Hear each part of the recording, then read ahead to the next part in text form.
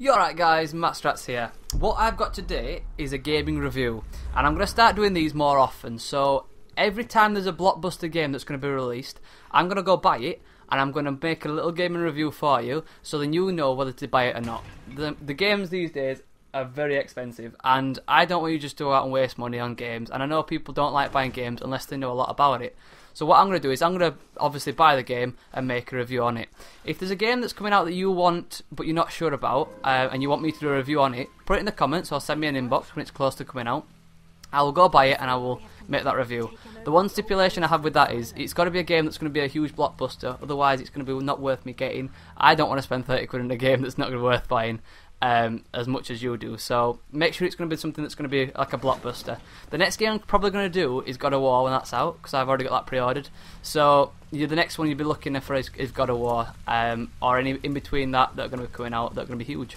So obviously the first game we've got today is Tomb Raider, and I got this the other day, and I thought I'd like to do a review on this one because again, it is a classic, and they've reinvented a classic, and I hope it's going to be good.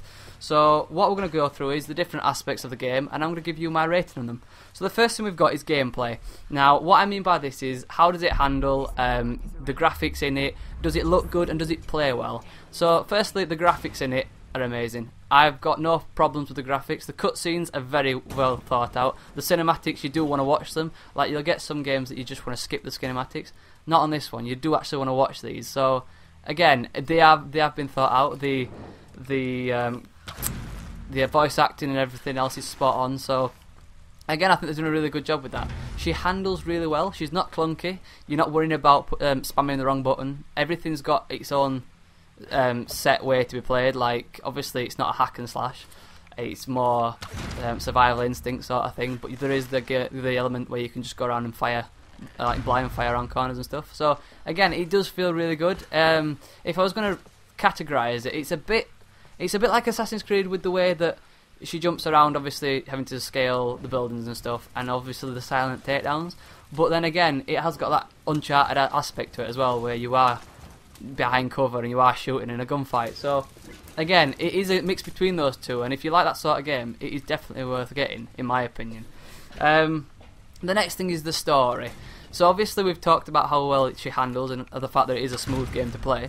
The story is pretty much the main pinnacle of the game. Like, you're going to be playing Tomb Raider for the story. You want to know how she becomes Lara Croft. You want to know why she becomes Lara Croft and what situations she's been put in. And again, they handle that really well. Like, obviously they're showing you Lara Croft at the core before she's become this amazing heroine with like all these gun skills and stuff. You are actually the basis of her, really, and it does take you through that journey of she doesn't know anything to start with, and then she picks it up. Now, I know she picks it up fairly quickly, and people do have that jibe about it. Like, I can't believe, you go from not knowing anything to knowing everything straight away. But I think that you had to do that, otherwise you'd be playing as a novice, and you don't want to just go around and not know what you're doing, because it'll detract from Lara Croft, you know what I mean? So the fact that she does pick it up very quickly, I don't have a problem with, personally. The story's awesome, and you do feel for Lara. You don't want her to die, and the amount of situations that they put her in where she can die, like if you flick the stick the wrong way and she dies, you do feel bad. And the fact that you want to keep her alive obviously shows that they've done really well with the character, and that they've made her human, and that she's not indestructible. She's just, like us, sort of thing. So I really like that aspect, and they have made her like more relatable to. So the next thing I've got is obviously longevity. Now, what I mean by this is there a replay value to it? Now, there is.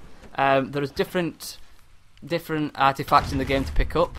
There's also different tombs. Now, this gameplay that I'm showing you at the moment is in a tomb. The problem I have with the tombs is, I think there's only 7. The problem I have with the tombs is they are very short, and you don't really have to know much about anything to crack them. Like, it is really easy to get through them. It takes a couple of minutes.